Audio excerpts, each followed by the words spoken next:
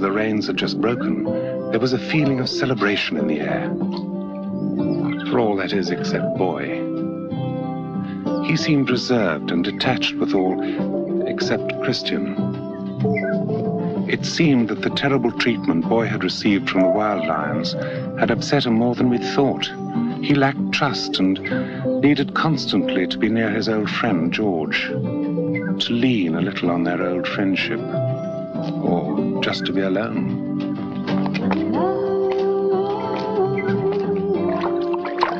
The rest of them chose to play in the freshwater pools, and Super Cub got his formal christening.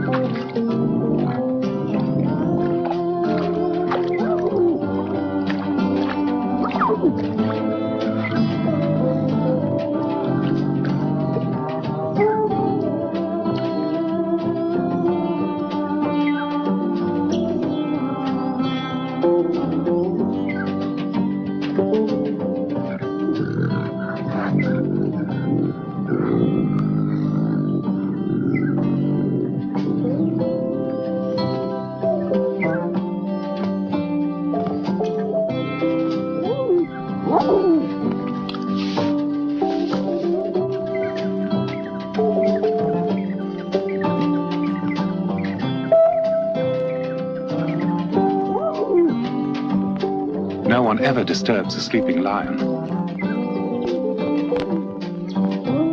No one, that is, except a Super Cub.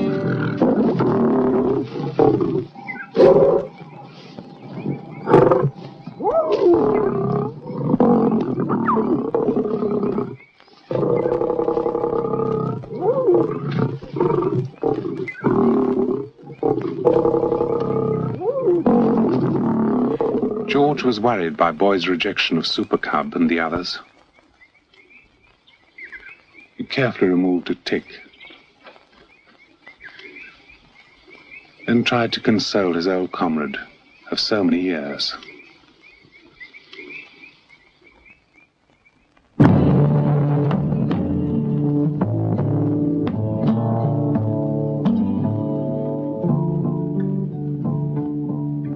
The story of the tragedy cannot be more truthfully told than in George's own words.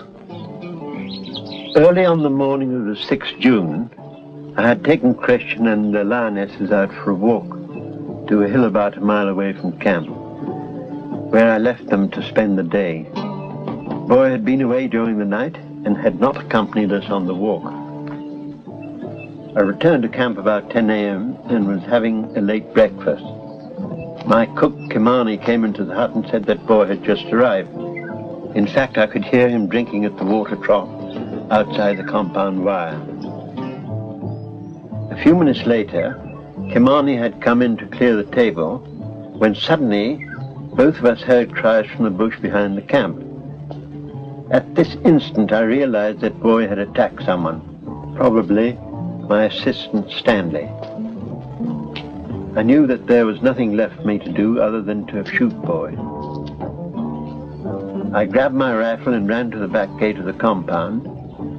I saw Boy with Stanley in his jaws. As I rushed at him, he dropped Stanley and moved further into the bush. I ran a few paces past Stanley and shot Boy through the heart. In a few moments I was back with Stanley and shouted to Kimani to help. Together we supported him and tried to walk back to camp. But after a few paces, Stanley collapsed. I got my car and we took him to my hut and laid him on the floor. He was unconscious. As I started to examine his wounds, he died.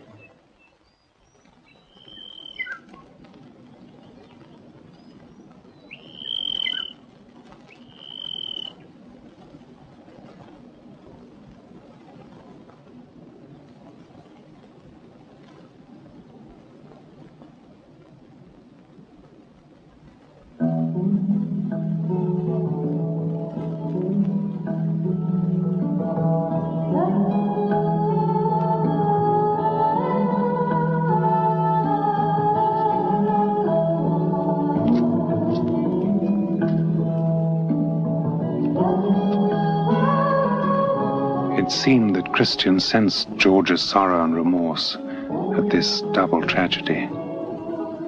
He was usually there on the rocks at sunset when George wandered up, to sit for a while, to take stock of life.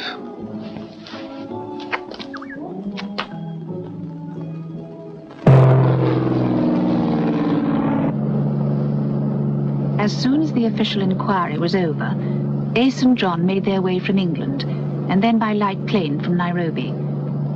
It was almost a year since they'd last seen Christian. They'd promised to return, and with Christian now having to assume leadership of the Pride, they felt that now was the moment.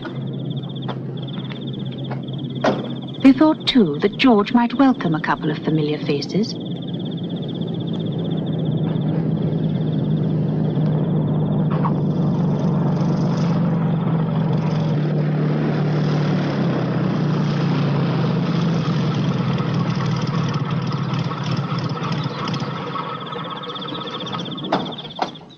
George is always more interested to hear first what other people have been doing.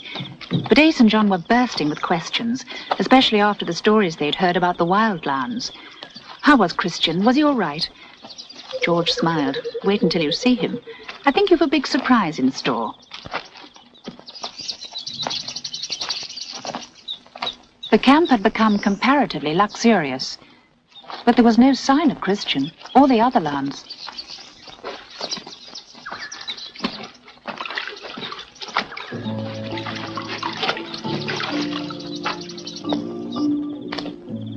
While Ace and John stayed on the rocks below, George went up the hillside in the direction he felt the lands might be. 5,000 miles is a long way to see a friend who perhaps could have forgotten them.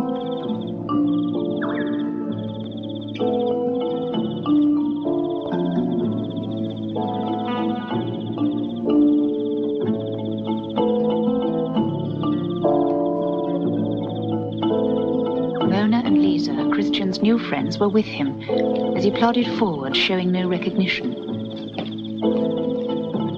Christian hesitated. A once familiar face. Then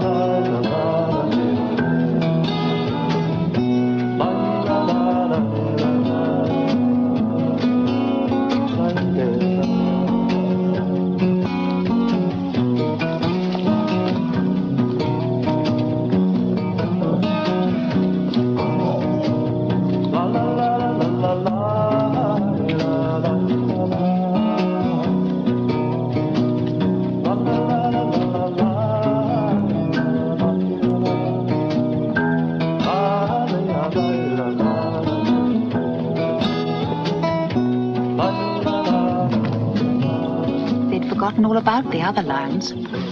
But in that moment of feeling, acceptance, friendship was infectious. Introduction was unnecessary.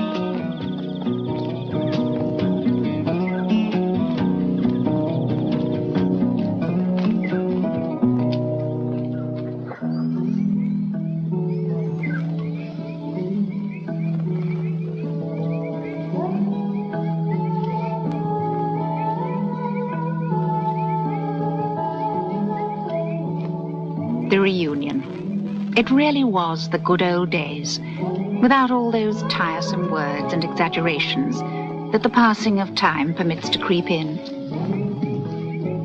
How seldom in life are we free enough just to sit, just to enjoy friendship.